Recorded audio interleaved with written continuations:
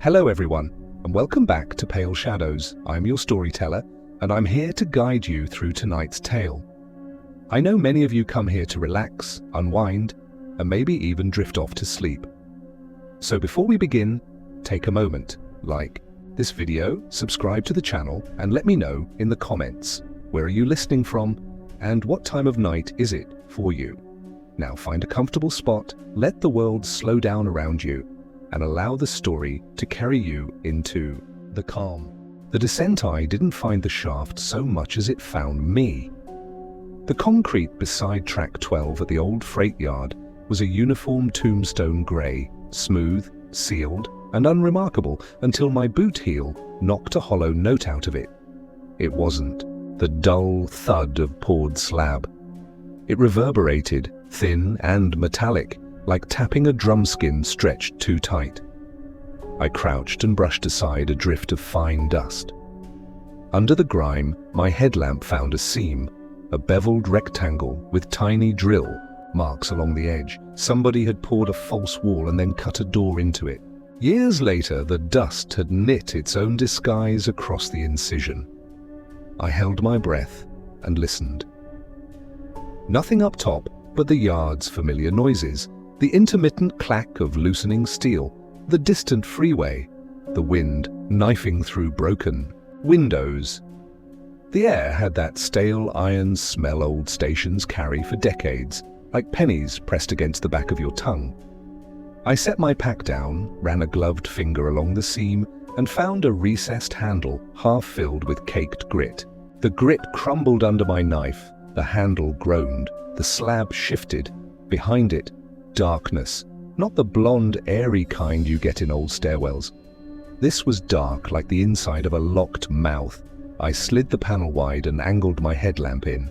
A short landing, concrete slick with condensation, stairs heading down, narrow, steeper than code, the treads chewed and uneven. A metal handrail ran along the wall, pitted with rust, where hands had once polished it smooth. Engineers didn't put this in, I said aloud, to hear my own voice anchor me in the world.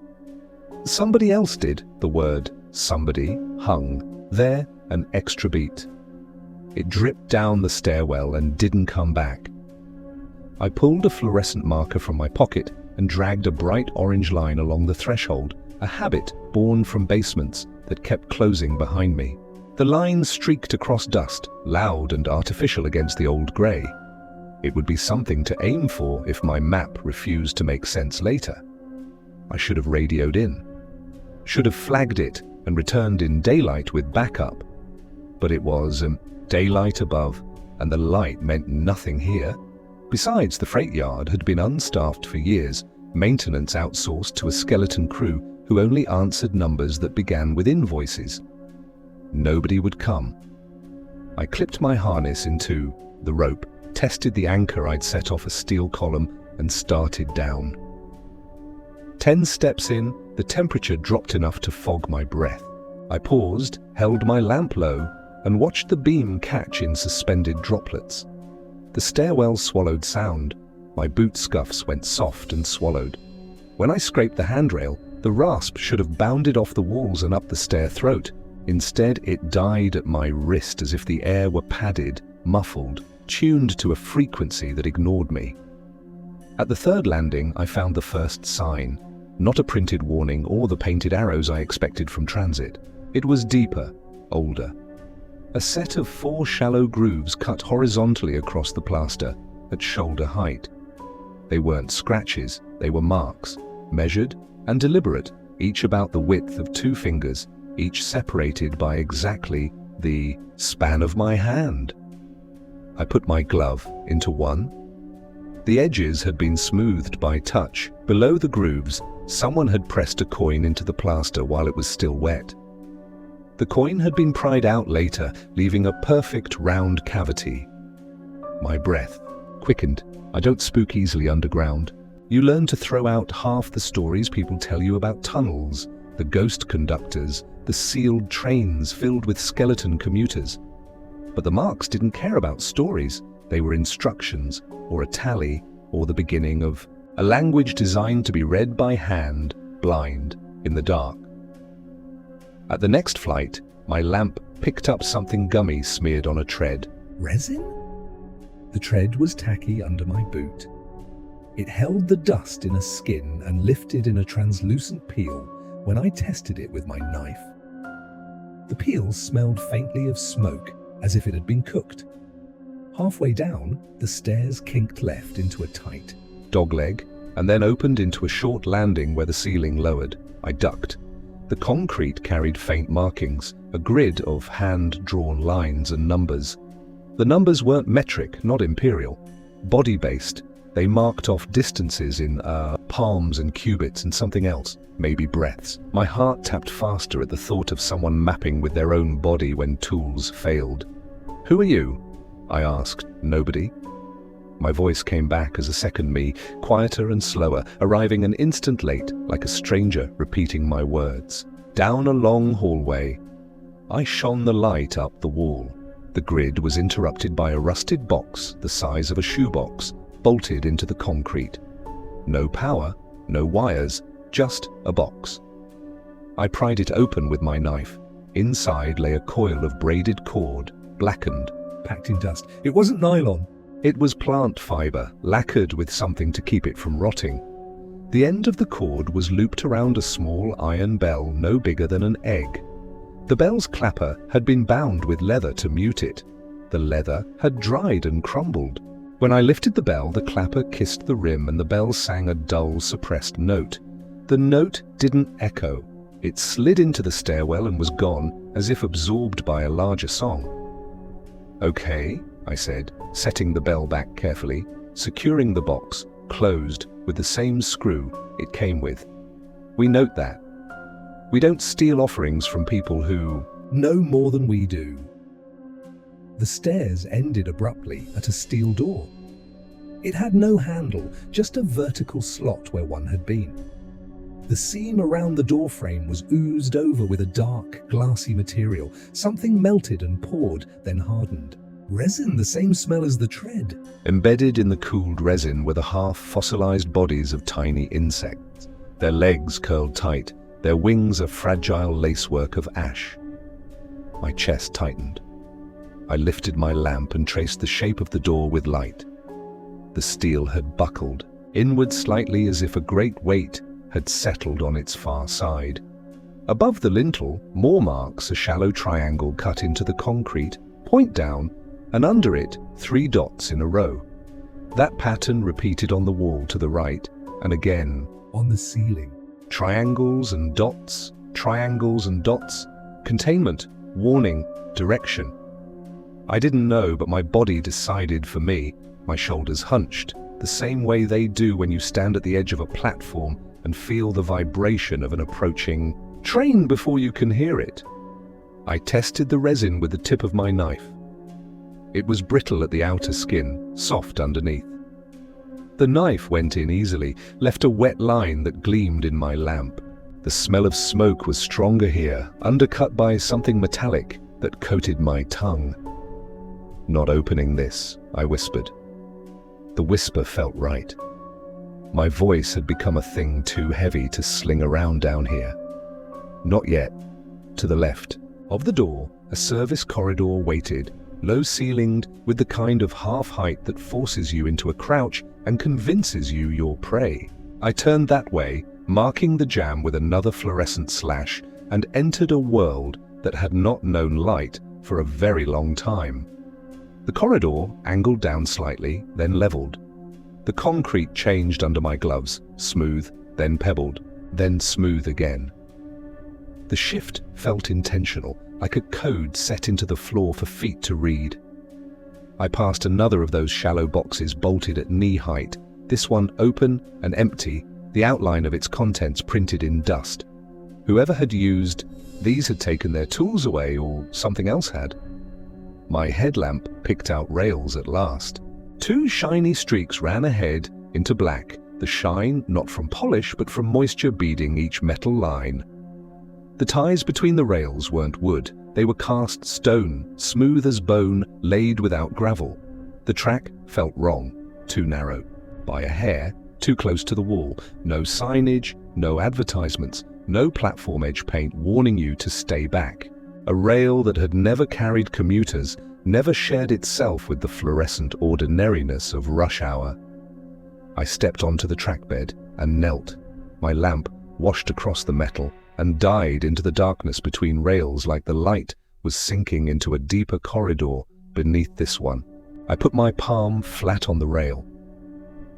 Cold. But beneath the cold, a tremor. Not the steady buzz of machinery or the quick musical vibration of a tightening bolt. This came in pulses, spaced 10, 11, 12 seconds apart, as if something very large were breathing far away, and the rail with a diaphragm connecting my hand to its chest. I withdrew my hand quickly and wiped it on my pants, the fabric smeared with something slick I hadn't felt before. My glove shone where it had touched the rail, a faint, oily sheen that caught the light and refracted it in a way I didn't like. The skin under the glove tingled. The idea arrived, fully formed and unwanted. The rail was not a path for us. It was a tendon for something else. I stood, backed off the bed, and scanned the tunnel. The ceiling curved low here and was lined with tiles, fired clay, glazed a deep grey blue that would have been beautiful if it wasn't so oppressive. Tiles in a transit tunnel weren't unusual. Glazed ones this old were. In the center of the arch, a strip of different tiles ran the length of the tunnel, a band of matte black squares set into the glossy field. At regular intervals, the black band widened into plates with perforations. Ventilation plates, I told myself. Drainage. Systems. The tunnel mouth yawned left and right. To the left, the air felt colder on my cheek. To the right, warmer. I tested the currents by wetting a finger. The warm wind came, not in a flow, but in little pushes, the way a door might exhale each time it nudged open and then closed again. I drew a rough map in my notebook: stairs, door, service corridor, tracks. I circled the resin-sealed steel and wrote in the margin, "Don't break." The capital letters made me feel marginally better, as if future me could be trusted more than present me. Something clicked in the dark. I spun, lamp beam cutting a bright arc. The click came again, a neat metronomic sound, one tick at a time, and then another, slower.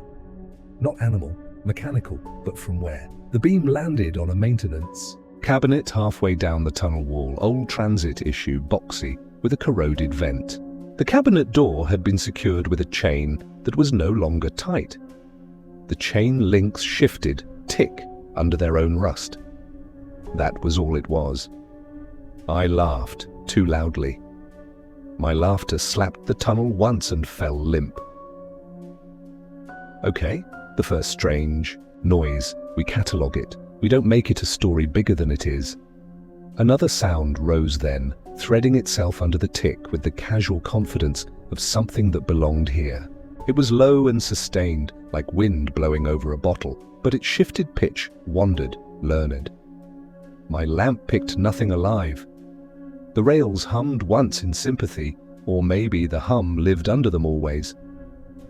I turned my light down the right-hand tunnel and took 3 steps in. The hum thickened.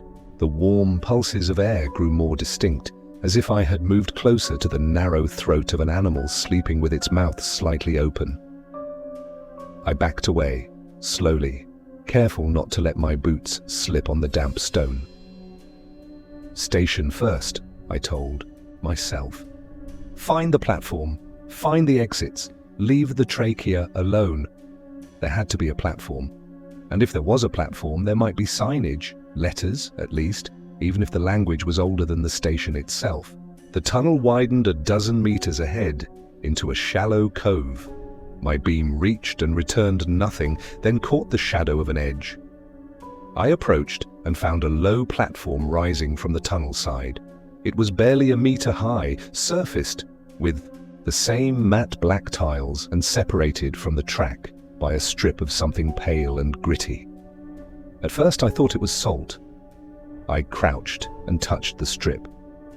It was bone-white granules compacted into a dull crust.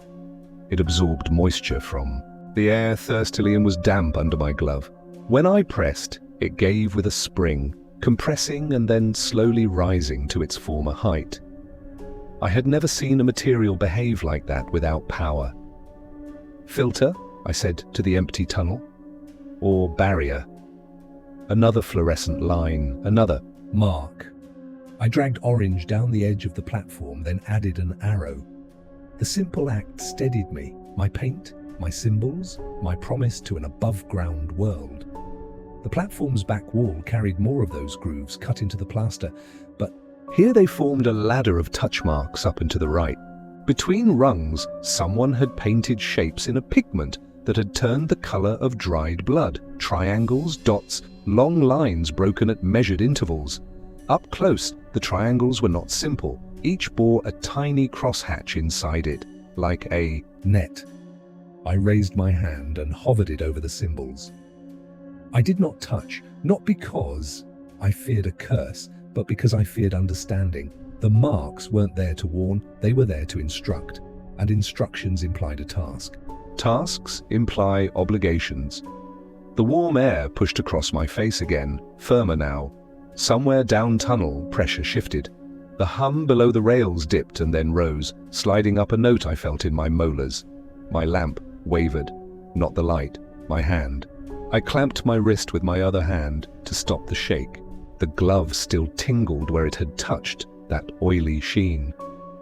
40 minutes, I told myself. Give it 40 and mark out. I set a timer on my watch for 25, just to lie to myself about how cautious I was being. I sat on the platform's edge and opened my pack. Food, ignored. Water, refused. My stomach had retreated up behind my ribs. I pulled out the small mic recorder and clicked it on. The tiny red LED felt obscene in all this old dark entry log, I whispered. Then stopped recording to let my voice drain away before I put more of it down here. I started again, quieter. Undocumented shaft discovered adjacent to yard 12, descended approximately, call it 6 stories. Temperature drop significant, found resin-sealed barrier with unfamiliar iconography. Service corridor leads to narrow gauge rails, bone-colored ties, matte black tile band overhead. Platform present, low rise, unknown absorbent strip acting as boundary. airflow intermittent, warm pulses, rail carries, vibrations, not electrical. I let the recorder run with the mic, bare to the tunnel. It caught the hum, the tiny ticks, the distant metal settling that old structures do. Then it caught something else. Not caught. Returned. A breath. Not mine. Not the air's. A breath structured like speech without words. The inhale a little too long, the exhale catching twice, as if in habit. The sound entirely behind me, just far enough to be outside. The circle of my headlamp. Every hair along my arms lifted. I turned. The platform was empty. The track was empty. My beam found only the glossy tiles, the black band, the open throat of the tunnel. The breath came again, but now it synced with my own, not copying, not mocking. It matched me with the patience of a teacher until I was the one adjusting to it without knowing. Stop, I told myself. Stand up, leave a marker, pick a direction and go. I stood too fast. Dots danced at the edges of my vision. When they cleared, my orange line on the threshold at the top of the stairs flashed. Through my mind, my highway back, I took one step toward the tunnel I had entered from, the safer one, the colder one. The platform shivered. Not an earthquake, not a settling. The shiver traveled along the matte tiles as if a hand had brushed the floor from under the platform, toward the track. The oily sheen on my glove flared a dull iridescence, and then went dull again. The warm pulse of air arrived at the same moment, and for one bare instant, the rail's hum sharpened into something like attention. 40 minutes, I repeated, ridiculous and stubborn. We stick to the plan. The plan had already changed. Down the colder tunnel, something softly clicked like a chain under tension. easing one link further. Down the warmer tunnel, the air gathered itself and stopped, holding like a breath at the top of the lungs. I marked the platform edge with 3 quick slashes, my symbol now a language of retreat, and stepped off onto the pale strip. It compressed and rose under my weight, a polite bow. The rail hummed once, lower, as if acknowledging. The hum was not a machine's, it was a throat catching itself before it speaks. I took another step and another, counting without realizing that I'd begun to match the time between my steps to the pulses coming up through the metal bones of the station. The darkness ahead didn't deepen. It waited. The tunnel didn't grow darker, it grew deeper. My headlamp burned steadily, but the black around me didn't retreat. It thickened, pressed closer, like water rising around a swimmer. My beam struck the tiled walls, then sank into them as though the glaze was drinking light instead of reflecting it. At the 3rd step, my recorder popped, a sharp, static crack, the kind that belongs to a radio tuning across empty bands. I pulled it from my pocket. The red LED winked once, then died. When I tapped the casing, the static hiss returned, but it wasn't static anymore. "Entry log," my voice said, faint but clear. I froze. The recorder was playing back what I'd spoken upstairs. Only I hadn't rewound it. I hadn't even stopped it. Undocumented shaft discovered. The playback continued, stuttering slightly like it had been chewed at the edges. The words were mine, but the pauses weren't. My speech had gaps where I didn't remember leaving any. And between each gap there was something else, a soft, wet intake, like a throat testing the shape of words without committing to them. Airflow intermittent, warm pulses. Then silence. The LED blinked green. The device had never blinked green before. I stuffed it into my jacket pocket and zipped it tight. Equipment fails underground. Condensation, interference, bad wiring. It all conspires. But failures aren't supposed to give your voice back to you in pieces. I told myself to walk, one step at a time. Keep your boots steady on the pale strip of compacted granules. Don't let your imagination stretch its fingers into the dark. The tunnel curved gently. My watch ticked faintly against my wrist, loud in the hush. Every sound I made felt borrowed. Each scuff and breath seemed to belong to someone else, repeated just after me, like footsteps played on delay. That's when I heard it. "Stop," the voice whispered. I had whispered the same word upstairs when I first tested the resin door, my own voice, but thinner, flatter, as if replayed on bad tape. I swung my lamp across the tunnel. Empty track, empty tiles. my beam caught a faint shimmer against the black tile band above, as though condensation had gathered there in the shape of a word before dripping away. Another whisper. 40 minutes. That was mine too. I crouched, pulled my notebook out of my pack and scribbled, voices repeating mine. Equipment interference? Psychological feedback? I underlined the last phrase twice, trying to convince myself the explanation was natural. The act of writing steadied me, the scratch of pen on damp paper giving me proof that I was the one speaking here. But as soon as I closed the notebook, the sound returned, scraping fabric, my fabric, the rustle of my jacket sleeve, only I wasn't moving. I whipped my lamp behind me. For one split second, I saw myself standing there. Not a double, not a ghost, just the outline of me, headlamp, beam cutting back toward my face, posture bent the way I bent, shoulders hunched the way mine hunched. The instant I blinked, the tunnel was empty. I bit down hard on the inside of my cheek until copper spread across my tongue. Focus, just focus. The tunnel widened again, this time into what must have been a service alcove. My beam found shelves, carved into the concrete, lined with objects collapsed under their own rot. At first, I thought they were bundles of cloth. Then I brushed one with my boot. Dust sloughed off, revealing a sleeve, uniforms, transit issue by the cut, though older. than anything I recognized. The cloth had gone brittle with age, color leached away until only shadows of insignia remained on the collars. Some had buttons stamped with an emblem, a circle crossed by a vertical line, like a keyhole without a key. I crouched to examine, one bundle closer. When I lifted the sleeve, the fabric split, raining fragments across the floor. Inside the folds, something glinted. A badge. Oval brass, tarnished green around the edges. I rubbed it with my glove. The lettering had nearly gone, but I could just make out S13. Sector, station, shift. The shelves were littered with more, of them, stacked haphazardly, as though people had peeled off their uniforms and left them in a hurry. Beside the shelf, a small wooden crate sat collapsed in on itself. I pried apart the boards carefully until I could see what it contained. Paper. Bound books, their leather covers swollen and split. I eased one free. The spine cracked, but the pages still held. My lamp fell across the first page. The handwriting was careful, precise, dated entries. The ink had bled in places, but much of it remained readable. Day 12.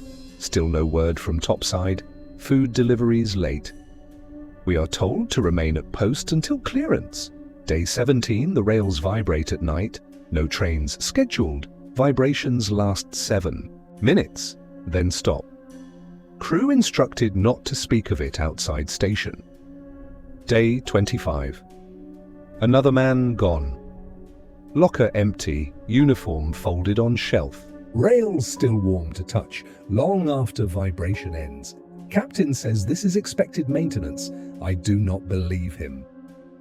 I swallowed hard. My gloves smudged the ink slightly. The author had drawn a crude sketch in the margin. Rails running between. 2 black strips, much like what I'd just crossed. Below them, a coiling line. Not a train, not mechanical at all. I flipped further. Later, entries grew jagged, hurried. Day 31, they come up through the drains. Do not step on pale boundary. It flexes now, cracks when wet. We cannot keep the resin hot enough. The rest of the page had been torn away. I tucked the journal into my pack, ignoring the instinct screaming to leave it. I needed evidence, proof this place wasn't just my head unraveling. My lamp flickered, once, then again. Leave it, whispered the tunnel, my voice again. I clenched my teeth until they ached. Not yours, I hissed back, louder than I meant to. Something scraped across the tiles above, just out of sight. The sound was like chalk, dragged on slate, a long line drawn overhead. I angled the lamp upward. Nothing but glazed blue-grey tiles, damp with condensation. Then the rail hummed again, a pulse, stronger this time, rolling through the metal bones of the tunnel. The vibration climbed my boots into my shins. My lamp dimmed with each pulse, synced as though the power pack itself was breathing in rhythm with the hum. I yanked it off my helmet and held it in my hand. The beams stuttered. For a heartbeat, I saw the alcove differently. Rows of uniforms not folded but standing upright, empty, their sleeves sagging as though invisible arms had just let go. The light steadied, the shelves collapsed back into ruin. I stumbled against the wall, sucking air that tasted faintly metallic. My glove brushed something else nailed into the concrete, another small iron bell. This one hadn't been muted. Its clapper swung free. The moment my fingers touched it, the bell chimed, a clear silver sound that felt too alive for so much ruin. The farther I walked, the more the tunnel felt wrong in its own geometry. At first, it was subtle, the way the ceiling dipped, the rails gauge narrowing a fraction, the curve of the walls bending just enough to make my eyes believe I was moving, uphill when my calves told me I was descending. I kept checking my compass. The needle jittered like a drunk trying to remember which way was north. I told myself it was iron deposits. Underground environments play hell with instruments. But that excuse kept fraying as the compass spun in slow, deliberate circles, like it was being turned by an unseen hand. My lamp washed across the tiles ahead, and I saw it. Another door, not steel like the one upstairs, This one was stone, fitted with unnatural precision, set into the wall like a tooth in a jaw. The surface bulged slightly outward, as if pressure from behind was eager to push it into the tunnel. Across the stone, symbols had been carved. They weren't the crude triangles and dots I'd seen earlier. These were intricate, looping sigils that seemed to twist even as I stared. They reminded me of knots sailors tie, endless loops that weave in and out of themselves, no beginning or end. My eyes kept sliding away, but the more I looked, the more I felt something in my chest sinking with their rhythm, breath slowing, heartbeat steadying, as if the sigils were regulating me. The frame around the door was sealed with resin, but not the brittle old resin I'd scraped before. This looked fresh. It gleamed wetly in places, sticky and black, as if someone had poured it only days ago. And then there was the air, cold against my cheeks, cold but moving. I watched my breath cloud in my headlamp and drift sideways toward the door. Not away. Toward... The door was inhaling. I set my pack down carefully, trying not to let metal clink on stone. My recorder was still dead, but I wanted a record. I opened my notebook, scribbled, stone door, fresh resin, airflow inward, sigils, Tsiafki hypnotic pattern. The moment I wrote airflow inward, I felt it change. The pull grew stronger, tugging at the hairs on my arms. The pages of my notebook fluttered. Behind me, the rails hummed once, a long, low vibration that spread through my boots. I snapped the notebook shut. A whisper came from the door, not from beyond it, not exactly. From the resin itself, as though the black material were vibrating like vocal cords, the whisper said one word. Open. My stomach dropped. I stumbled back, raising the lamp higher. The sigils caught the beam, and for a moment they seemed to writhe like worms under skin. The loops twisted into a new pattern, a spiral, sucking everything toward the center of the stone. The whisper came again, louder this time, resonant in my own skull. Open! I clenched my jaw until my teeth ached. I wasn't going to touch it. Not this time. Not like the resin plug we'd broken upstairs. I knew better now. But the door... The door didn't care what I wanted. The resin began to crack. Thin lines spiderwebbed across its surface. Each fracture released a hiss, sharp and wet, like steam escaping a pressure valve. The hiss carried a smell I recognized instantly. Iron and salt. Blood. I staggered back, nearly tripping on the rail. My headlamp flickered. The beam bent sideways for a moment, drawn toward the door as if light itself were being sucked in. No, I muttered, grabbing my pack. Not this time. I turned, ready to retreat, when the sigils flared. Not light, not glow. They moved. The carved lines rippled like muscle flexing beneath skin.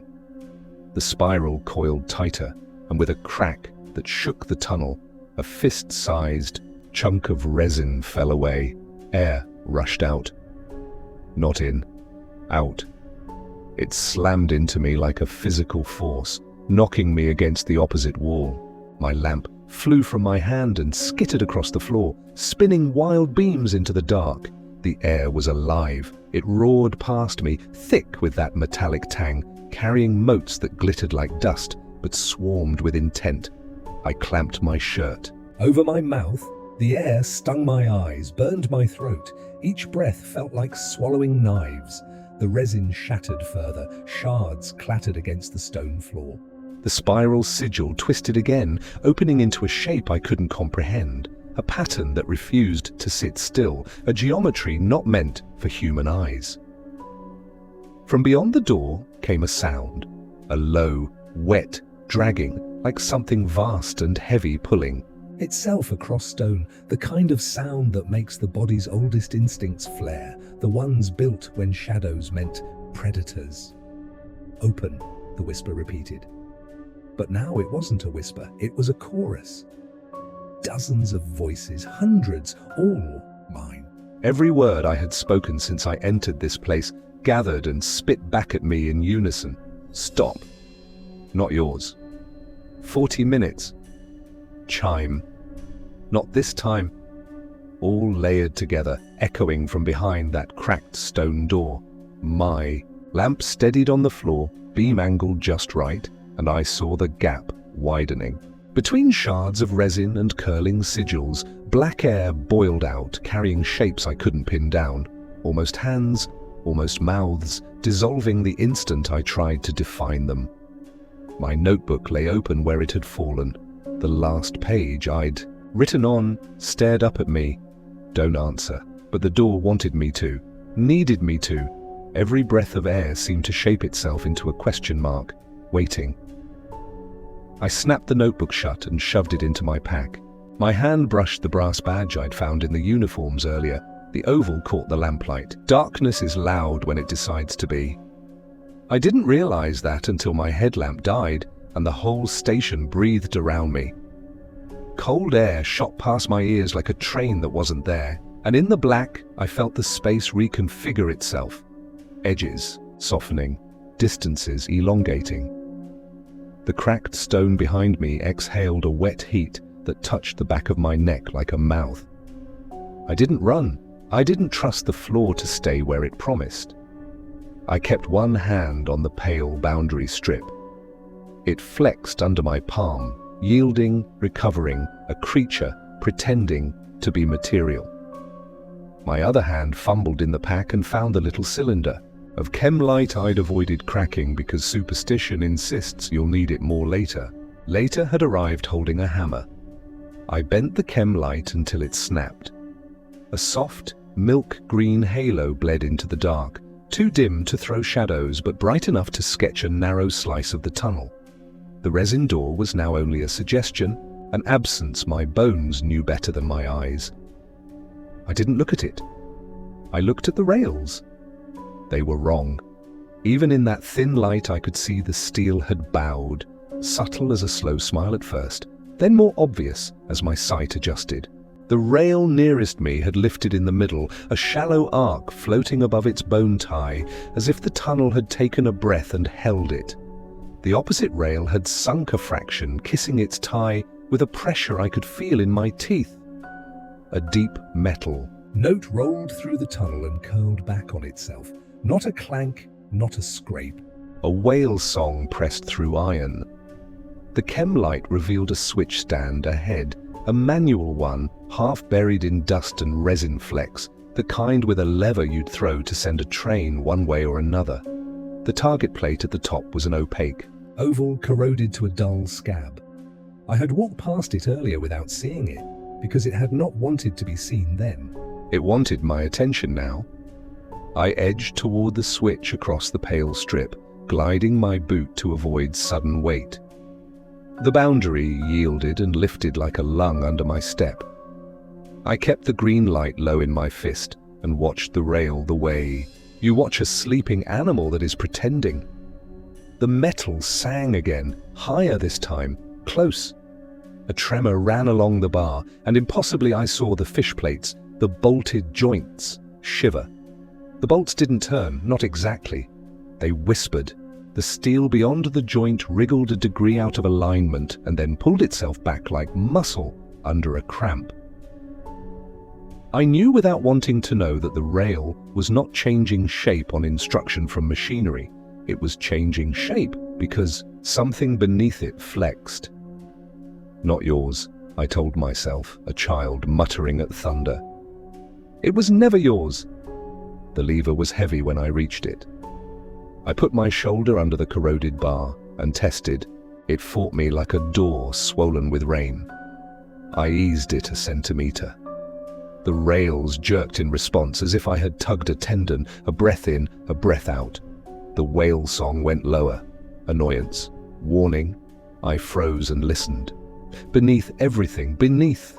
The wet whisper of the cracked seal, the thin tink of falling resin beads, the faint wind that came and went in the tilework overhead. There was another sound, further down and to the right. The sound of stone rubbing stone under weight. The sound of something learning to use a corridor designed for it. The chem light threw my hand skeleton on the switch plate. The glow made the oval target bloom sickly. Someone had etched a symbol into it once, circles and a vertical line. The same emblem as the brass badge in my pocket, but time had eaten most of it.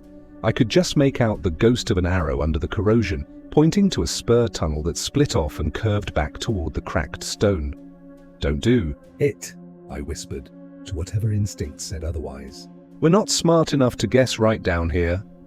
The rail closest to me sighed like a creature settling in sleep. The other lifted another fraction, a quiet arch that would have derailed any train stupid enough to trust it. The boundary strip at my feet pulsed. The resin door behind my shoulder made a noise that did not belong to doors. My choice then was simple. The tunnel had become intent. The geometry that had pretended to be transit had set its jaw around me. Aside, back, forward, all the same, if the floor felt like a throat.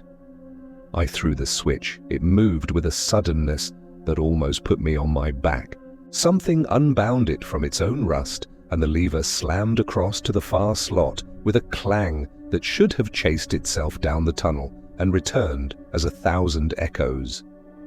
The sound died instead, caught, smothered, absorbed by the tiles.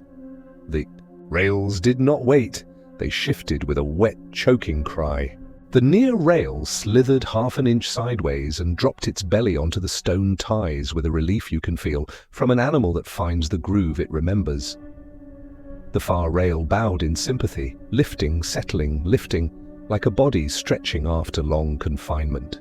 Between them, down the length of the tunnel, the narrow gauge spasmed into a new alignment I could see, but my mind refused to map. The whale song became a roar. From far down track, something answered. A vibration more felt than heard. Uneven, Hungry pulses. Coming. I tugged the lever back, panicked, and found it locked. The mechanism held me in the choice I had made for it. Fast, slow, it didn't matter. The tunnel had read my hand. It would teach me what that meant. The pale strip shivered under my boots and then did something it had not done before. It sank. Not far, an inch, 2, but enough that for a sick heartbeat the material cupped my feet the way a palm cups a bird. I jerked onto my toes. It rose again with a viscous patience, a swamp rediscovering its level. From behind, a muffled crack. I didn't look. I couldn't afford the shape I would see where the resin door was. I slid along the boundary, following its flowery edge toward what the switch now promised. A spur that curved left into a narrower tunnel with a lower arch.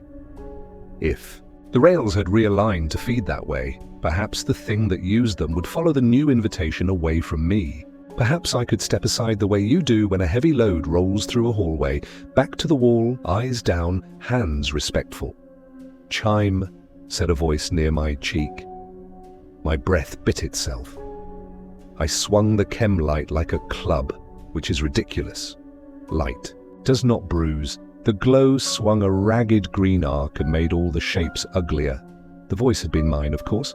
It had learned all my small words and now fed them back in single syllables, nonsense-reducing sense. "Chimey," it tried again, delighted with itself for getting it almost right. I dug into my pack one-handed and found the iron bell I'd pocketed without admitting to myself that I had. Cold metal. Leather flaked off the mute strap in my fingers. My thumb came away black. I stared at the bell, at the ridiculous human logic that said, bells announce, bells summon, bells ward, choose. The rail vibrated once hard enough to lift dust from its flank. Far down tunnel, the pulses accelerated, thump, glide, like an enormous body sluicing through a too narrow chute, driven by its own peristalsis. Between pulses, the tiles sang, not with notes, but with the soft clatter of their own glaze cracking, as if pressure forced them to articulate. I hung the bell from the switch handle and gave it the smallest kiss of a ring. Ting. The sound was cleaned, ridiculous in so much rot. It went nowhere.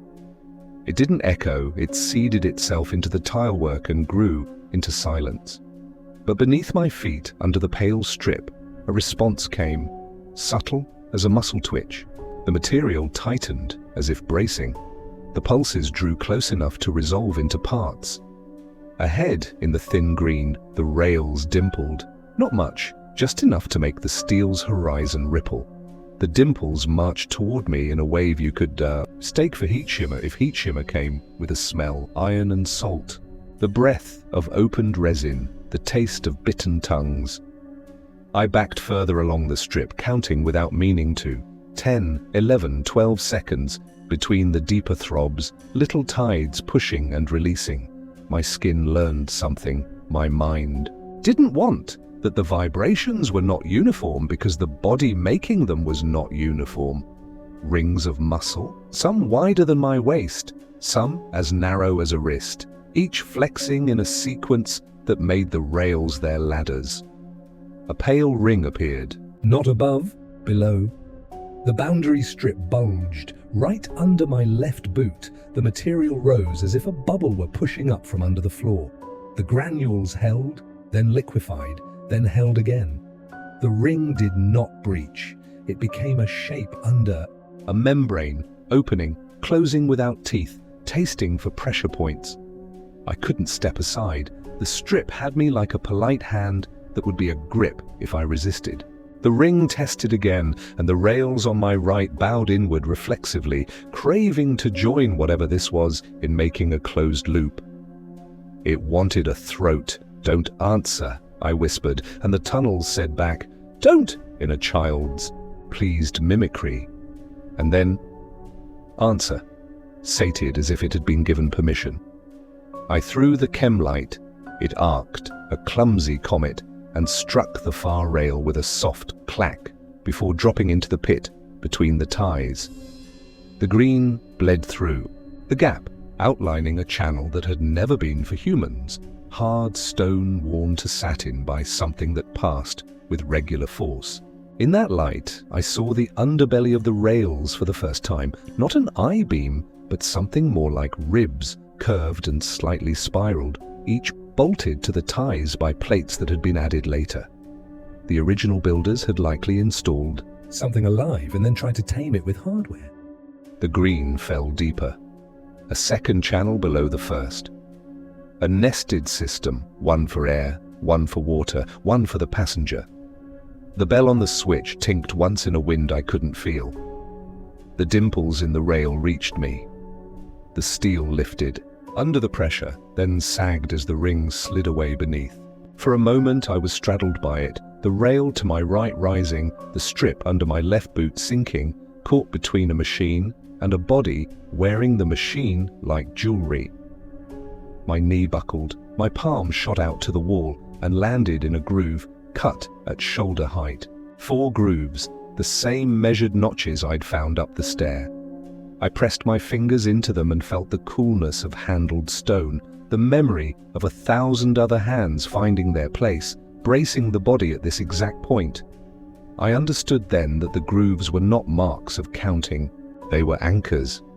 For the moments when the floor chose to move and you needed to stay human while it did. I leaned into the grooves and let the corridor shake. Metal groaned and plates pinged, and the whale song rose to a pitch that made my eyes water. The ring underfoot slid, there was no other word, past me. It sought the new alignment the switch had promised. The spur tunnel took it. I felt it accept the turn the way you feel a train you can't see, decide which platform it will favor. The rails to my left quivered and then settled as the thing below committed. The boundary strip released my boot with a wet kiss and rose to its previous level, as if smoothing the bed after a patient stands up. I didn't move. I counted 6, pulses 7, 8, until the vibration dropped a note, then another, then faded into the tilework's hiss.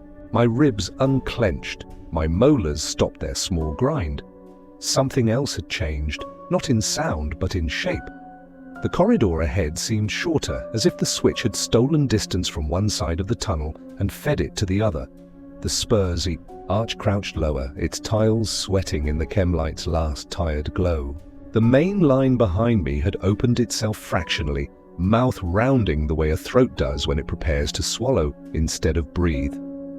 "Entry log," the tunnel breathed conversationally, as if we were friends who had agreed to meet again. I pulled the recorder out on instinct and thumbed it. The LED blinked an impossible green, and the device whispered, obediently, "Entry log," in a tone that wasn't mine, but wore my mouth. I clicked it off so hard my thumbnail bent. The bell chimed a second time. No wind, no hand. Somewhere deep, something turned its attention, like a lighthouse pivoting. Not rage, not yet. A curiosity that felt heavier than hunger.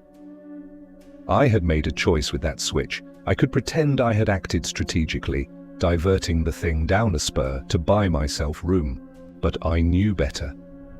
All I had done was prove I could touch the tendon and the body would flex. The sigils on the stone door flared in my head then, unlit but present, their loops tightening into a spiral. The air at my back cooled, as if the door had decided to inhale again. The corridor in front of me breathed in neat, approving pulses. Learned behavior travels fast. I slid my fingers out of the grooves. The pattern of the stone stayed on my skin, a map, not for hands, but for nerves. Above the grooves was a shallow recess, a shelf cut into the wall at eye height. I hadn't seen it in the green. In the failing glow I saw the shadow of something placed there long ago. A small rectangle, notched at one end. A matchbox. The box itself was gone. The ghost of it remained, the outline in dust, darker than the wall around it. Someone had stood here, braced like me, and lit fire on purpose at this exact point. For signaling? For resin? For faith?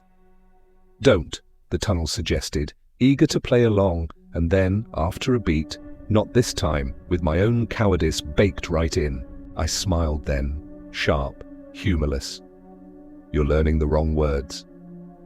The chem light finally gave up its last shine and turned into a dead tube. Darkness, total, took its place. But after the last chapter, darkness had become a language I could read in a few letters. The boundary strip breathed against my ankles. The rail on my right hummed approval of the choice it had been shown. The lever wore the bell like an ornament.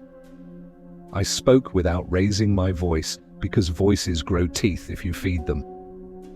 "I'm going to the platform," I said, not a vow, an itinerary. "I will mark the way, and you—" I didn't finish. Names are doors. I moved. 2 hands on the wall, grooves when they offered them, rough concrete when they didn't. Count steps, not time. 10, turn. 12, shelf. 3, tile crack. The strip underfoot mapped itself as a rope you can walk if you trust your feet to memorize what your eyes cannot see. Behind me, the spur sang itself calmer. Ahead, the main throat adjusted, iron comforted by another alignment it already wanted. Between pulses, something skated along the underside of the tiles overhead, chalk on slate again, drawing lines my lamp couldn't catch because there was no lamp. The sound wrote a word in a language made of breath. I didn't need light to recognize it. It wrote my name. I kept my boots on the pale strip and my hands where people had put hands before me. When the tunnel tried to rearrange itself behind me, I didn't look. Geometry can't seduce you if you refuse to make eye contact.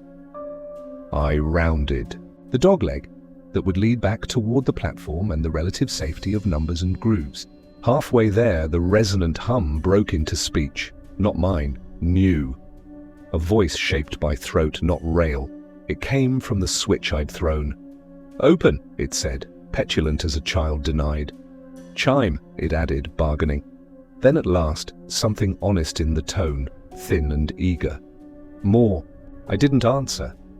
The floor appreciated that and stayed a floor. The rails, grateful maybe, held their shape a little longer. And somewhere down the spur I had gifted it, the passenger slid away to discover what new geometry felt like on its teeth. The green fell deeper. A second channel below the first. A nested system, one for air, one for water, one for the passenger. The bell on the switch tinked once in a wind I couldn't feel. The dimples in the rail reached me. The steel lifted, under the pressure, then sagged as the rings slid away beneath. For a moment I was straddled by it, the rail to my right rising, the strip under my left boot sinking, caught between a machine and a body wearing the machine-like jewelry. My knee buckled, my palm shot out to the wall and landed in a groove cut at shoulder height. 4 grooves, the same measured notches I'd found up the stair. I pressed my fingers into them and felt the coolness of handled stone, the memory of 1,000 other hands finding their place, bracing the body at this exact point. I understood then that the grooves were not marks of counting, they were anchors for the moments when the floor chose to move and you needed to stay human while it did. I leaned into the grooves and let the corridor shake. Metal groaned and plates pinged, and the whale song rose to a pitch that made my eyes water. The ring underfoot slid, there was no other word, past me. It sought the new alignment the switch had promised. The spur tunnel took it. I felt it accept the turn the way you feel a train you can't see decide which platform it will favor. The rails to my left quivered and then settled as the thing below committed. The boundary strip released my boot with a wet kiss and rose to its previous level as if smoothing the bed after a patient stands up. I didn't move. I counted 6 pulses, 7, 8, until the vibration dropped a note, then another, then faded into the tilework's hiss. My ribs unclenched, my molars stopped their small grind. Something else had changed, not in sound but in shape. The corridor ahead seemed shorter, as if the switch had stolen distance from one side of the tunnel and fed it to the other. The spur's arch crouched lower, its tiles sweating in the chem light's last tired glow. The main line behind me had opened itself fractionally, mouth rounding the way a throat does when it prepares to swallow instead of breathe. "Entry log," the tunnel breathed conversationally, as if we were friends who had agreed to meet again. I pulled the recorder out on instinct and thumbed it. The LED blinked an impossible green, and the device whispered, obediently, "Entry log," in a tone that wasn't mine, but wore my mouth. I clicked it off, so hard my thumbnail bent. The bell chimed a second time, no wind, no hand. Somewhere, deep, something turned its attention like a lighthouse pivoting. Not rage, not yet. A curiosity that felt heavier than hunger. I had made a choice with that switch. I could pretend I had acted strategically, diverting the thing down a spur to buy myself room, but I knew better. All I had done was prove I could touch the tendon and the body would flex. The sigils on the stone door flared in my head then, unlit but present, their loops tightening into a spiral. The air at my back cooled as if the door had decided to inhale again. The corridor in front of me breathed in neat, approving pulses. Learned behavior travels fast. I slid my fingers out of the grooves. The pattern of the stone stayed on my skin, a map not for hands but for nerves. Above the grooves was a shallow recess, a shelf cut into the wall at eye height. I hadn't seen it in the green. In the failing glow, I saw the shadow of something placed there long ago. A small rectangle, notched at one end. A matchbox. The box itself was gone. The ghost of it remained, the outline in dust, darker than the wall around it. Someone had stood here, braced like me, and lit fire on purpose at this exact point. For signaling? For resin? For faith? "Don't," the tunnel suggested, eager to play along, and then, after a beat, "Not this time," with my own cowardice, baked right in. I smiled then, sharp, humorless. "You're learning the wrong words." The chem light finally gave up its last shine and turned into a dead tube. Darkness, total, took its place. But, after the last chapter, darkness had become a language I could read in a few letters. The boundary strip breathed against my ankles. The rail on my right hummed approval of the choice it had been shown. The lever wore the bell like an ornament. I spoke without raising my voice, because voices grow teeth if you feed them. "I'm going to the platform," I said. Not a vow, an itinerary. "I will mark the way, and you—" I didn't finish. Names are doors. I moved, 2 hands on the wall, grooves when they offered them, rough concrete when they didn't. Count steps, not time. 10, turn. 12, shelf. 3, tile crack. The strip underfoot mapped itself as a rope you can walk if you trust your feet to memorize what your eyes cannot see. Behind me, the spur sang itself calmer. Ahead, the main, throat adjusted, iron comforted by another alignment it already wanted. Between pulses, something skated along the underside of the tiles overhead, chalk on slate again, drawing lines my lamp couldn't catch because there was no lamp. The sound wrote a word in a language made of breath. I didn't need light to recognize it. It wrote my name. I kept my boots on the pale strip and my hands where people had put hands before me. When the tunnel tried to rearrange itself behind me, I didn't look. Geometry can't seduce you if you refuse to make eye contact. I rounded the dogleg that would lead back toward the platform and the relative safety of numbers and grooves. Halfway there, the resonant hum broke into speech. Not mine, new. A voice shaped by throat, not rail. It came from the switch I'd thrown. "Open," it said, petulant as a child denied. "Chime," it added, bargaining. Then at last, something, honest in the tone, thin and eager. More. I didn't answer. The floor appreciated that and stayed a floor. The rails, grateful, maybe, held their shape a little longer. And somewhere down the spur I had gifted it, the passenger slid away to discover what new geometry felt like on its teeth. The platform greeted me like a stage no one had swept for decades. The pale strip curved into it, carrying me upward until my boots touched the familiar rise of stone. Relief should have come, but the air here had gone heavy, syrup thick, dustless, waiting. I drew my penlight from the pack. Weak, barely enough to map a circle a few paces wide, but better than letting the dark finish, teaching me its alphabet. I lifted the beam across the far wall. Murals, not the scratched grooves or crude triangles I'd seen earlier. These were full, figures etched deep and then stained with a pigment the color of dried blood. Human outlines in rows, shoulders square, arms at their sides. But where faces should have been, nothing. Smooth ovals, featureless, as though expression itself had been denied them. At first, I counted 20. Then the penlight stuttered, and the number doubled. Figures packed the wall from corner to corner, stacked 3 high in silent ranks. My pulse quickened. I edged closer, lamp trembling. Their hands were odd, too long, fingers splayed and bent as if mid-grasp. Each palm had been carved with a spiral, a miniature echo of the sigils that had sealed the stone door. I knelt to examine the nearest figure. The spiral was shallow but precise, worked as carefully as a jeweler might etch a cameo. Dust collected in the grooves, but when I brushed it away, my glove tingled as if the pigment beneath still lived. I lifted my notebook, sketched quickly. The act steadied me. Ink meant control. Paper meant proof. That's when the tunnel whispered. 40 minutes. Not my voice exactly. Close, but pitched lower, the way someone imitates you to mock.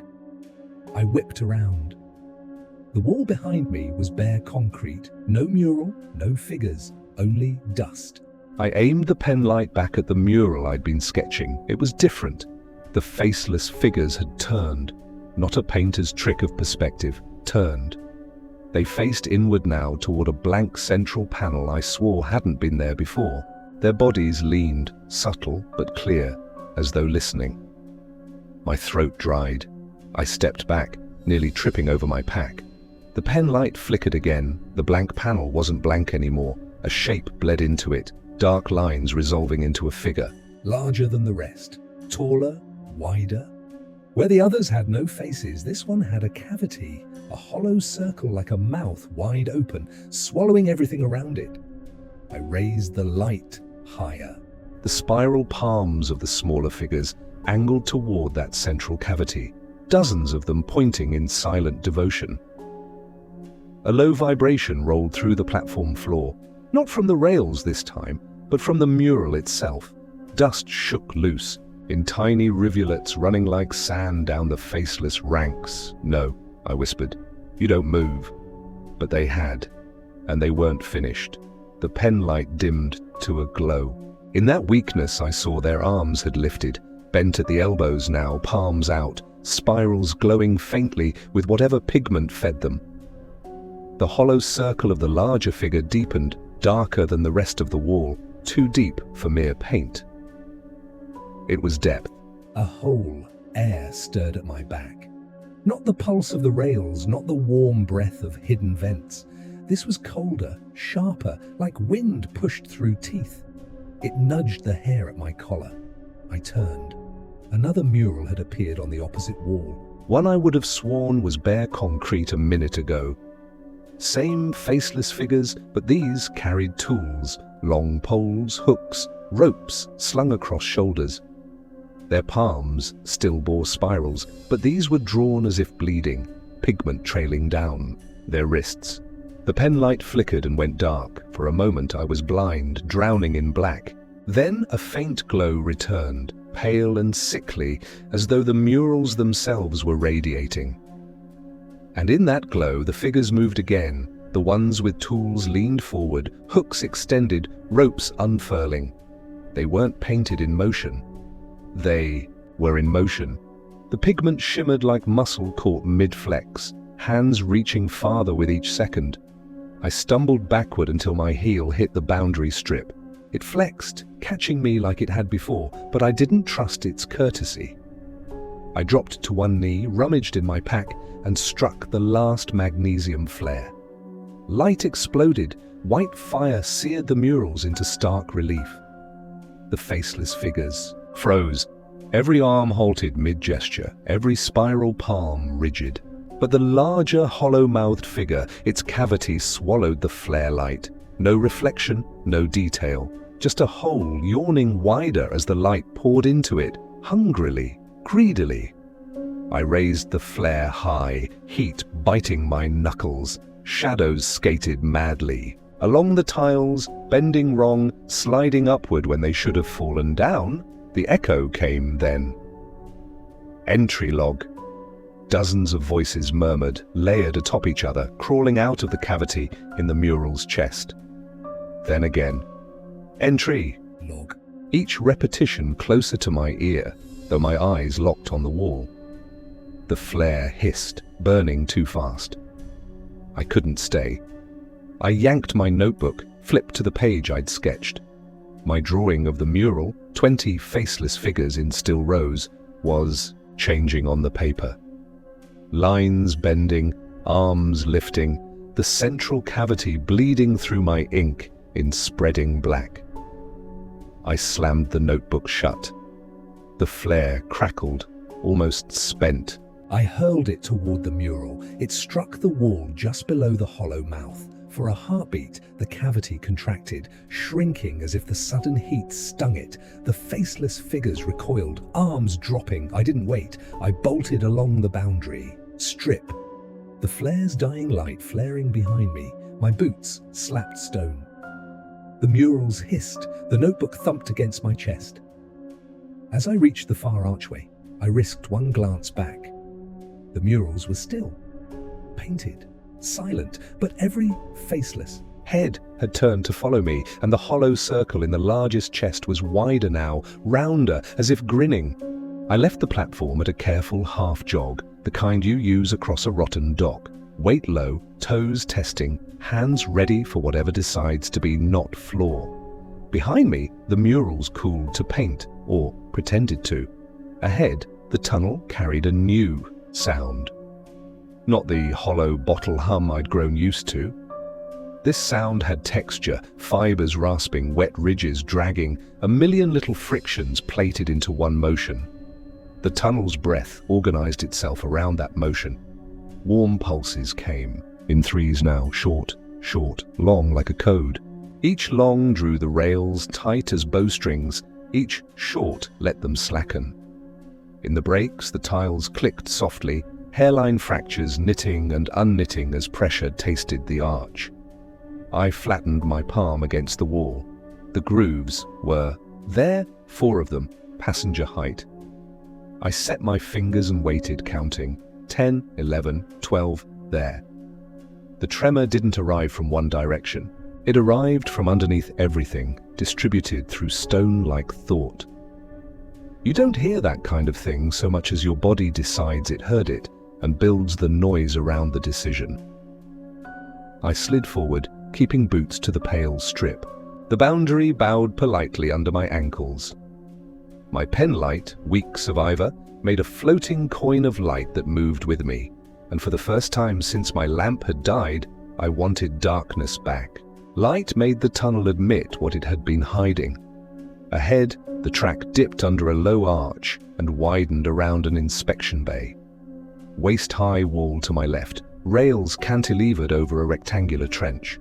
Not a platform, not a proper pit. More like a mouth someone had filled with teeth and then changed their mind.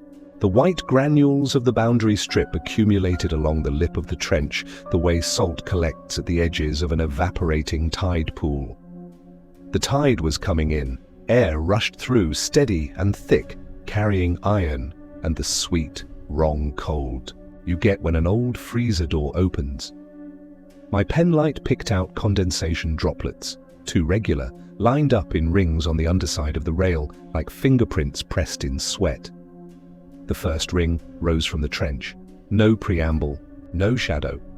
One instant there was only the wet breathing dark. The next, a pale annulus slid up the inside face of the rail like a soft gasket extruding from a seam. It wasn't a mouth, because it wasn't a head. It was simply the front of a segment, a torus of meat that could be every side at once, muscles braided into a perfect loop. The texture made me think of the underside of a starfish and the inside of a throat in the same second, ciliated ridges, tiny backward-pointing hooks, a sheen of something that might have been mucus or resin or both. The ring opened, not toward me but around the rail, testing. The metal sang under the pressure. My teeth answered out of habit. The ring withdrew, and another rose further along, and another staggered, each testing a different point along the steel. They moved with that short, long code I had felt in my ribs. Each long drew 2 or 3 up at once. Each short let one relax, sliding back beneath the rail with a chuckle of suction. The passenger didn't surface the way animals do. It manifested where pressure told it to be. I kept very still. The strip under my boots breathed me taller, then lower, as if to remind me that I weighed what I weighed because it allowed me to. More rings, bigger now, a dinner plate, then a serving platter, then the round of a truck tire. The trenches, dark, got organized around pale circles, rising and kissing and withdrawing, and then the arrangement clarified. What I'd taken for one trench was 2 levels cut into one another, with a shallow lip between. The upper level held the rails like reins. The lower held water moving in deliberate pulses. When a ring met the water, the whole tunnel cooled, as if the creature drank heat from air, as it drank fluid from stone. I wanted to back away. I wanted to run until my body was empty. Instead, I did the only stupid, useful thing available. I watched. The rings weren't identical. Some bore raised scars, healed cuts, or manufactured seams. Some carried thin bands of dark resin clinging in ragged collars, as if the creature had been plugged somewhere, once, and wriggled free. In the faint light, I could see little barbs around the inner curve of each ring, organizing spines. They were too regular to be random.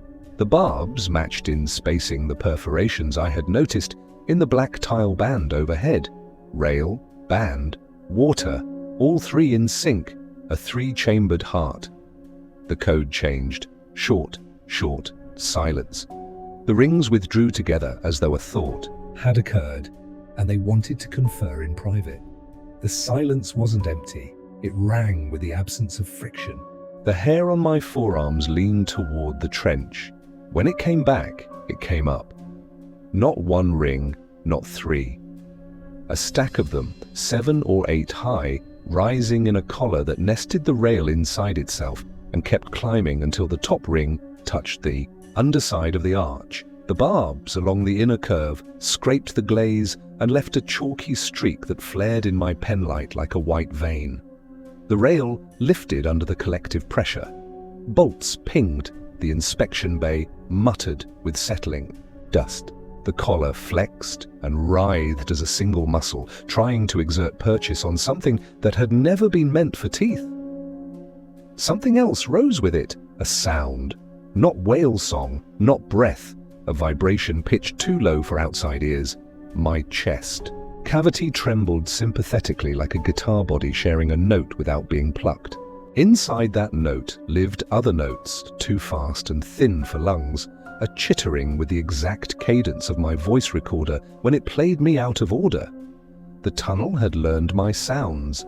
Now the passenger auditioned them in its own register, fitting each into the music of motion. It didn't notice me. I was not the right kind of pressure. The strip helped, dry and spring slow. It didn't telegraph a footprint. If I broke into a run, or if I breathed heat, or if I dropped water, I would become something to measure. I swallowed the cough building in my throat and felt the swallow echo back from the rings as a tiny, curious twitch. It felt like being tapped on the chest from the inside. Past the inspection bay, the spur I had thrown open with the switch curved away. The rail there throbbed with readiness, a highway you could enter without slowing. I watched the rings rotate as if listening for that invitation. The black tile band overhead darkened and then lightened in pulses that matched the water. Below, the ventilation system breathing on command to push or pull according to design. Not my design, it decided. The collar loosened and flowed, a waterfall of circles down the rail into the trench, under the lip, into the lower channel where the water ran. The first rings I'd seen, dinner plate wide, were now gone, replaced by the truck tire sizes rolling like obedient hula hoops through the stone throat. Between sets, something like skin pulled taut and slackened, an inside-out peristalsis you'd only ever see if you had the misfortune of standing exactly where I stood. I tried to track a single segment as it moved. I failed. The body had no forward. It had only choice. The bell back at the switch chimed once of its own accord, a delicate punctuation. The passenger responded instantly. Every ring halted mid-flex. The barbs along the inner curves flared and lay down in a wave, as if combed by a ghost hand. Then the rings resumed, but slower, waiting for the sound to repeat. "Don't," I mouthed, because the tunnel liked to answer. And it did. "Don't," in my voice, from a dozen tile seams at once. The bell did not chime again. The tunnel wanted me to be the kind of thing that made bells. I kept my hands on the wall and gave it nothing. Another stack, higher, rose and hugged the rail, then slithered through the bay toward the spur. As it passed beneath the black tile band, the perforations overhead exhaled cold, and all the barbs ratcheted one notch in perfect unison, a mechanism accepting a gear. The rail sang a sweet, relieved note. The pale strip at my feet trembled. I felt it as a request. No words, just a simple proposition. Follow me, stay within me, I will be enough. If you are small, I moved with the proposition. Left, heel down, toe light. Right, heel, toe. The ring stack drifted through the bay, hunting the spur like a migrating organ. As it rounded the curve, the far wall sang with stresses I didn't want names for. Tile glaze cracked like ice under skates. Water made a new decision and flowed faster. I reached the lip of the bay. The trench widened here into a cross passage, a stone culvert diving under the main line at a right angle. The strip bridged it in a narrow saddle packed thicker than elsewhere, as if someone had tamped it by hand for a century. On the immediate far side lay a small square niche cut into the wall at knee height. A shelf. I crouched, never leaving the strip, and peered in. The niche contained a bottle the size of my fist, formed from browned, blistered clay. A plug sealed the mouth with resin gone glassy with age. A string had been tied around the neck and looped to a rusting nail hammered into the back of the niche. Below the bottle, someone had pressed a thumbprint into wet plaster and scored a spiral into it with a fingernail. I didn't touch the bottle. I knew what it would hold: powder that hated water, or resin meant to flow hot, or ash to lay across a boundary. The kind of things you keep when you live with something you cannot kill. The tunnel exhaled on my cheek. The code shifted, short, long, long. The rings poured faster toward the spur. One didn't. Directly below my knee, a ring rose to the underside of the strip and stayed. It didn't test, it beheld if a ring can behold. The barbs along its interior flexed and smoothed as if tasting grit under glass. I held still. My breath slowed until it matched the warm pulses the ventilation band fed it, little pushed doses of air that wanted to be sleep. The ring opened, not toward me, up, around the strip, as if the strip was something to wear. It rose until its outer edge pressed the stone edge of the culvert lip. The pressure translated through the wall into my hand. A small, questioning knock. Something from the journal flashed across my mind. Do not step on pale boundary. It flexes now. Cracks when wet. I glanced at my water bottle in my pack. My tongue throbbed for it. My heel stayed where it was. If I soaked the saddle, the strip would soften. If it softened, it would let the ring through. The bottle might as well have been a fuse. Not this time, I whispered without sound, and the tile seam over my shoulder obligingly breathed, not this time, like a proud parent. The ring subsided a fraction, then it did something new. It pressed rhythm, not pushing to cross, but tapping lightly. 4 beats, a pause, 4 beats, the exact spacing of the grooves under my fingers. It had learned the handholds. My stomach turned cold in stages. We hadn't just built a city around a creature, we had trained it to our measures, and in turn it had trained us to its. The grooves weren't merely anchors, they were metronomes set into stone so the living system could find us reliable. In the spur, the bulk of the body surged, rings churning past in sheets, each aiding the next with a slight torque, so that the whole tunnel seemed to lean with them.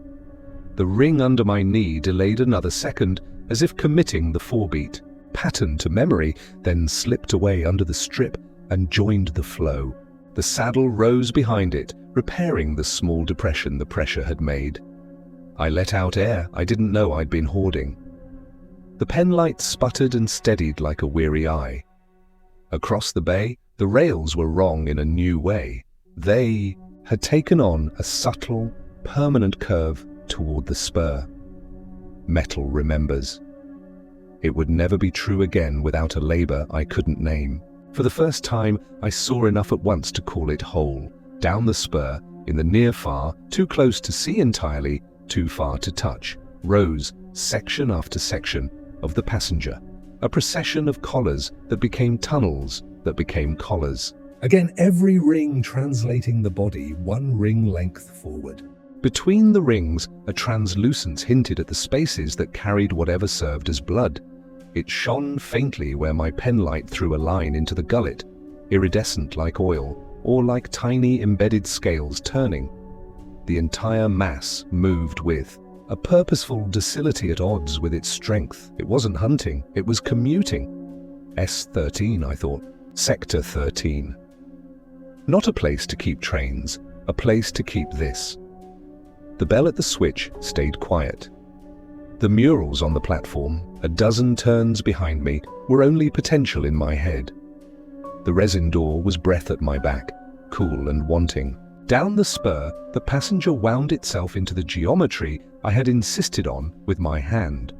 I had used the hardware to instruct the animal to instruct the air to instruct the tiles, circles telling circles to be circles. Something clinked near my boot. The brass badge. I didn't know I had taken it out. It lay on the strip where I'd crouched, oval face up, S13 dull and verdigreased. When I reached for it, the strip lifted it like a tongue, returning a seed to a molar. For a terrible instant, the badge perched atop the granules as if offered to me by the tunnel itself. I snatched it and tucked it under my palm, sudden and unkind. "Not yours," I said. And this time, the tunnel did not answer. It had decided the badge was mine, or it had decided I was a kind of badge.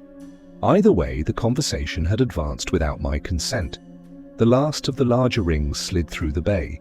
In its wake came smaller ones, rapid and neat, like the end of a zipper closing. The rails settled by degrees. The perforations in the black tile band above softened their exhale. Water in the lower channel resumed its interim pace, purposeful, but no longer driven by a body's insistence. All along the arch, tiny hairline cracks sighed and went still. I leaned there in the grooves and tried to understand the scale.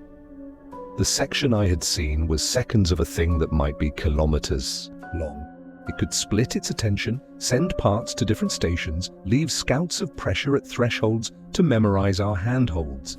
It could be in a dozen sectors at once because it had no head to commit to a direction.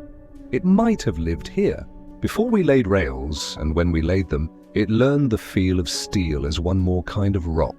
The recorder in my pocket vibrated, not the motor, no such luxury, just the device's shell complaining. I thumbed it on without thinking. The LED blinked green. "Entry log," said my voice, and then, on top of it, a second voice, not mine, pitched wrong. Pronunciation, careful, like a child, forming consonants for the first time. N, try, log. It tried again, smoother. Entry log. A new voice joined, a third, not imitating but reporting. Flat, official, the way announcements feel when nobody is making them anymore. Passenger passing, Sector 13, Vent 2, Seal. The word, after seal, was a noise my ear could not hold. My body did the translation. Seal compromised. The resin door's breath agreed. I killed the recorder and pushed off the wall. The boundary underfoot guided me back toward the platform. Not because it loved me, but because it had been given a job and wanted to be good at it. I moved quickly, not running, a trespasser making for the door before the guard looks up again. Behind me, the spur's note lowered until it became part of the general hum of the station. In front of me, the platform's emptiness waited with its jaw set. Halfway to it, in the dogleg, the tunnel indulged itself. More, it breathed from a dozen hairline seams. It meant, give another instruction, throw another switch, break another seal. Make another choice that taught it a new shape. Tomorrow, I lied to it, because lies are a kind of seal. When there's light. The tunnel liked that word. Light, it said, delighted, and in that delight, I felt the whole thing. Flex below, far down the spur, ready to learn whatever light would be when I brought it. I marked the dogleg with a shaking stripe of fluorescent orange. My paint sputtered. The line came out thinner than I wanted. I made it again beside the first, double bright like a wish. Then I stepped onto the platform and saw that the murals had not waited after all. The faceless rank stood where I'd left them, arms at their sides. Only their hands had changed. Every spiral palm had shifted a degree toward the tunnel I had fed. Each spiral glowed as if lit from underneath by a faint green that remembered chemlight. And the large figure, the hollow chest, its circle, had changed shape. Not wider, taller. The hole had become an oval, like a mouth stretching to bite down on something that insisted on being rail. The murals didn't move while I stared at them, but I no longer trusted stillness here. The faceless figures stood obedient, palms turned toward the tunnel where I'd diverted the passenger. every spiral faintly glowing with the echo of my chem light. And that oval cavity in the largest figure's chest, it had stretched longer, tall as a coffin lid, hungry as a throat. I didn't wait to see if it would widen further. I slung my pack, checked the notebook was secure, and began the slow walk back toward the main shaft. Every step carried the weight of finality. The feeling that once I reached the stairwell, I'd either leave this place sealed forever or join the names already written in its black geometry. The system beneath. The return path wasn't straight anymore. The corridors bent in ways they hadn't bent before. Subtle realignments, just a degree here, a lean there. The grooves under my hand changed height, forcing my arm higher, lower, as though I were climbing invisible steps. The passenger had flexed the bones of the station, and the station had flexed in response, but I remembered something the murals had shown, the bird's eye diagram painted above the collapsed chamber. The builders had drawn not just tunnels, but the fail-safes, clay props under massive stones poised to fall if pulled free. Collapse wasn't an accident, it was design, containment by sacrifice. I didn't need to find every prop, just one, placed at the right node, would domino the system. The trouble was, I'd already broken seals I wasn't supposed to touch. My hand on that switch had fed the passenger new geometry. The collapse system might not respond the way it had centuries ago, but waiting wasn't survival. I needed to trigger it before the passenger learned every inch of what I'd unsealed. The courtyard returns, the pale strip carried me into the courtyard where we had first descended. I stopped short. It wasn't empty. The teak platforms around the edges, once bare, now carried shapes. At first I thought they were uniforms hung on hooks. Then the penlight showed details, spines curving wrong, sockets without eyes, bones grown into the stone itself. Not skeletons in repose, skeletons placed, guardians maybe, or warnings. Each had arms extended, palms out, spirals carved into the bone of their hands. They had become murals themselves, ossified into the system. The treefall opening above still leaked rain, though less now. A thin drizzle pattered down ropes we'd abandoned. Mud slicked the floor where the dry strips had dissolved. The smell was mold, wet charcoal and faint iron. I limped across, boots sliding in muck, and scanned the chamber for what I knew had to be here. A shaft, a tower, some core part of the system the builders had designed to fail. My light snagged on something near the far wall, a rise of fitted stone with a lip like an altar. Behind it, narrow seams scored the wall, vertical and deliberate. Not decoration. Stress lines. The plug tower. The tower, it was smaller than the one I'd collapsed earlier, only 10 feet high, but it had the same architecture, 4 clay props bracing a disc of stone in a circular opening. This disc was older, cracked through, its diameter, blackened resin plugging the fracture. Someone had reinforced it after an earlier failure. I ran my hand along the nearest prop. Clay, brittle as chalk, but fired hot in its youth. One strike, one lever, and it would shatter. The weight of the plug would drop into the drainage culvert below, and the system would cascade. That was the theory. But the passenger was already moving. I could feel it in the rails beyond the courtyard. A low series of pulses, slow and testing, like a hand pressing against a locked door. The mural back on the platform had promised me this. It had shown spirals turning toward the spur.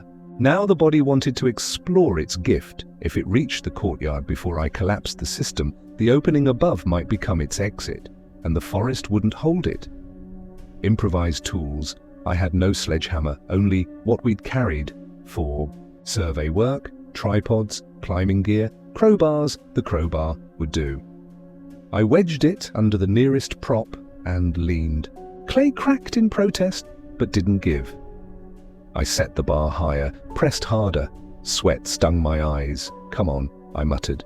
You were built to break. The clay groaned, fissures spidering out from the point of pressure. The rails sang in answer. The passenger had felt the stress. It responded with a long vibration that rattled dust from the rafters. The skeletons on the platforms clattered like marionettes. I pressed harder.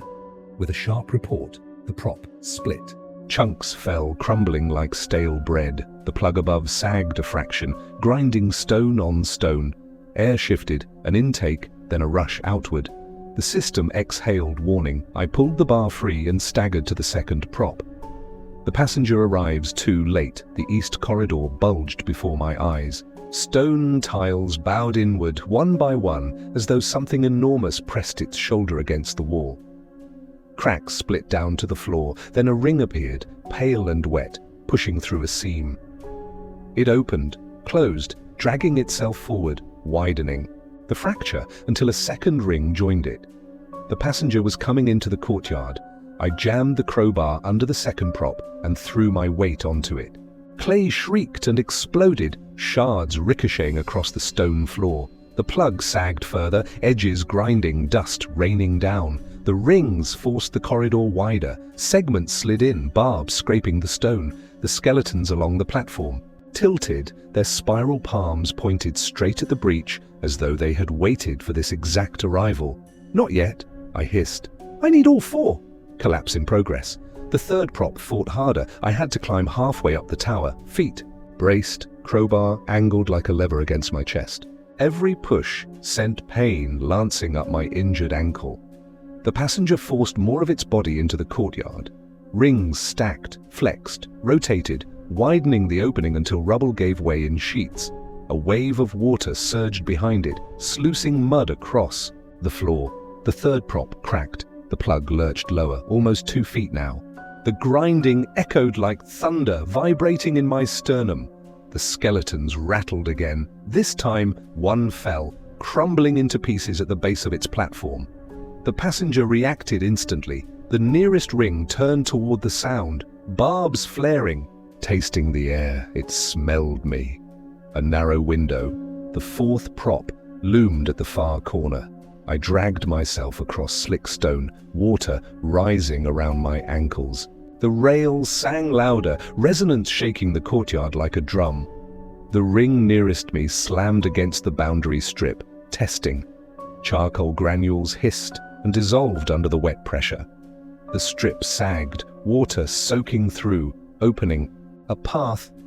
I jammed the crowbar under the final prop. The clay groaned, stubborn. The passenger pressed harder. The strip collapsed. A ring surged through, water exploding in its wake. Pale muscle flexed, barbs scraping. I screamed with the effort, heaving down. Clay split, shrieked, shattered. The fourth prop collapsed. The plug fell. The collapse, it didn't drop gently. The disc slammed into the drainage shaft with a crack, like the earth's spine breaking. Shockwaves thundered through the courtyard. The key rails shrieked, twisting. Water erupted upward in a geyser, drenching me in cold mud. The passenger convulsed. Rings writhed in every direction, smashing tiles, tearing the air with screeches of steel against bone. The segment in the courtyard slammed into the walls, seeking escape, but the collapse had already spread. Beyond the courtyard, tunnels folded, inward. Ceiling slabs crashed into drainage channels. Whole corridors gave way, carrying water and debris into a roaring maelstrom below. The passenger thrashed. Segments tried to retreat, but stone fell faster. Supports shattered, props breaking in sequence. A chain reaction, exactly as designed. Containment by ruin. Flight. The courtyard floor heaved beneath me. Fissures split the stone. Mud rose to my knees. I stumbled toward the ropes dangling from the tree fall above. The opening was half collapsed, roots hanging loose, soil pouring in. Behind me, the passenger screamed, not sound, but vibration so deep it crushed my ribs. Rings slammed into the courtyard walls, desperate, furious, blocked. I leapt for the rope. My hands caught slick fibers. My injured ankle shrieked with pain as I hauled myself upward. Mud poured down, trying to drag me back. The rope swayed, then swung against the wall. I climbed anyway, lungs burning, arms shaking. Every pulse from below tried to shake me loose. Stone exploded upward. A ring surged through the collapse, pale and blind, barbs snapping at empty air.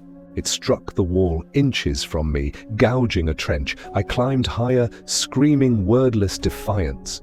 The forest. My hands broke through into rain and leaf light. I hauled myself over the rim of roots, rolling onto wet earth. The forest pressed close, storm-drenched and howling. Below, the shaft collapsed in final chorus. Stone caved inward, mud filled the gaps, water roared into new channels. The sound grew muffled, choked. The passenger's vibration dwindled, thrashing muted by tons of debris. One last shudder rose through the ground, lifting my body an inch, then faded. Silence, broken only by rain. Aftermath, I lay in the mud, chest heaving, notebook pressed to my ribs. My hands bled from rope burns, my ankle throbbed with broken fire, but I was alive. The forest around me looked unchanged. Trees swayed, leaves dripping, soil steaming under rain. You could almost believe nothing had ever lived beneath it. Almost. Because I knew the system wasn't perfect. The collapse would hold for years, maybe decades, but water always wins. The passenger would test every seam, every barrier, and someday it would find another opening. Final log. I pulled the recorder from my pocket. The LED blinked green. My voice, ragged. Entry log. Collapse triggered. Sector 13 contained. For now. I swallowed hard, forcing the words out, steady. If anyone finds this, don't answer. Don't open, don't follow the rails. The recorder clicked, storing the warning in memory. My hand shook as I tucked it back in the pack. The forest smelled of rain and wet earth. Normal smells. Human smells, but beneath it all, faint as a heartbeat. I thought I still felt a vibration in the ground. A reminder. The passenger was waiting.